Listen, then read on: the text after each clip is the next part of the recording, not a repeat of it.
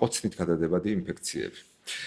ესეთი სტატისტიკურად ხშირად დასმული შეკითხვებია ხოლმე, მათ შორის იგივე ჩვენ სოციალურ ქსელებში, როცა სხვადასხვა ინფექციურ დაავადებებზე ვსაუბრობთ, კოცნით თუ გადადის, ანუ განსაკუთრებით ახალგაზრდა თაობას ყველაზე ხშირად ეს აინტერესებთ ხოლმე და არის ესეთი დაავადებები, ხო, რომელიც კოცნითაც გადადის, იგივე ინფექციური მონონუკლეოზი, რომელსაც კოცნის დაავადებასაც ეძახიან.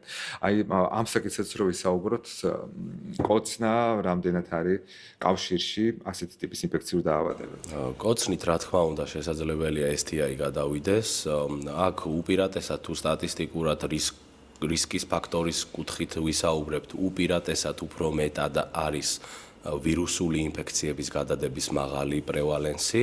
ანუ ვირუსული ინფექციები უფრო მეტად არის მაგალითად უშუალოდ კონტაქტით, ანუ კოცნით გადამდები, თუმცა რაც არ უნდა გასაკვირი იყოს, მაგალითად ისეთი რთული და ცუდი დაავადება, როგორც არის სიფილისი, სიფილისიც შეიძლება გადავიდეს კოცნით, იმიტომ რომ სიფილისის პირველადი სიფილისის პირველი სტადიის სიფილისის დროს, როდესაც ჩვენ გვაქვს ეგრეთ წოდებული ელემენტი შანქრი, ეს შანქრი შეიძლება გქონდეს პირის ღრუში ან ტუჩებზე და თუ შანკრთან მოხდა პირდაპირი კონტაქტი არადაავადებული ადამიანის კანისა, ეს არის ერთ-ერთი გზა გადადებისა. ანუ იმის თქმა მინდა, რომ შეიძლება სიფილისიც გადავიდეს კოცნით.